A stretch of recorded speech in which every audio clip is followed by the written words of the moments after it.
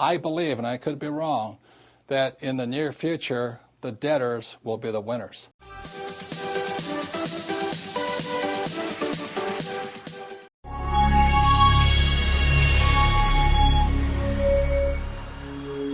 So the next old rule, new rule of money I want to talk about is one of the nastiest four-letter words in most people's vocabulary, and that four-letter word is debt.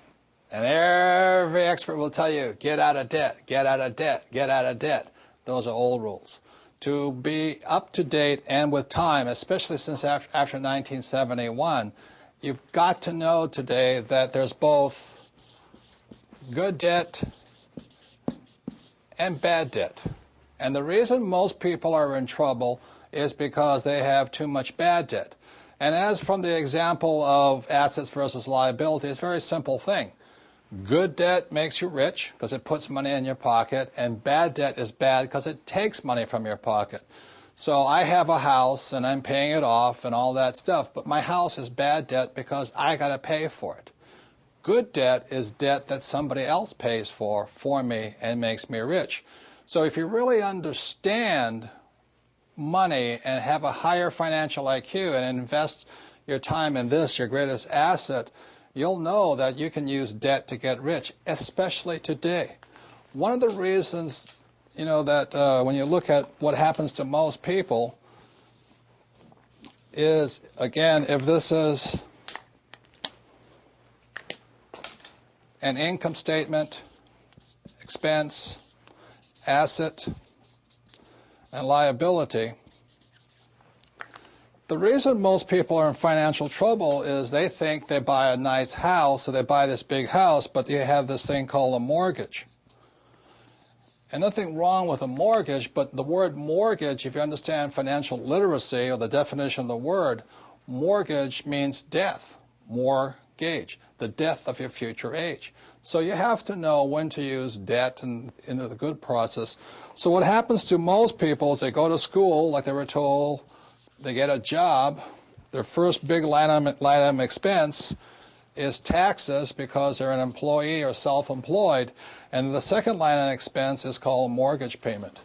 So the money is just pouring out of their pockets this way because they have bad debt. Now, as an investor, because I took a real estate course years and years ago, and my rich dad taught me, is I own a house here. I have a mortgage for it. But every month, I don't pay for that house. My tenant, bless her soul, pays me money, and that money then pays the mortgage and all this stuff off. So I am a wealthy man because I have lots of good debt. And I get richer and richer because I use debt. If you understand tax law, debt is tax-free. It's wonderful stuff. There's another thing about knowing how to use debt to get rich. The reason most people are in trouble today in the real estate market is because they were flipping properties. They were trying to buy it and sell it for income. That puts you in another category. I buy and I hold and I use the cash flow, and cash flow is passive income, which is taxed less. So there's so many different reasons why a high financial IQ, part of your learning is to understand good debt and bad debt. If you're the old thinking, you might think all debt is bad. That is not correct. Today, you have to know good debt and bad debt. There's one more thing I think that's really important. I said earlier that savers were losers. I believe, and I could be wrong, that in the near future, the debtors will be the winners. And the reason for that is, for example, I just bought an apartment house, and let's say I paid $20 million for it, and I have a $20 million mortgage on it. Well, if they keep devaluing the dollar, I'm going to be paying that $20 million off with dollars that are worth less and less and less.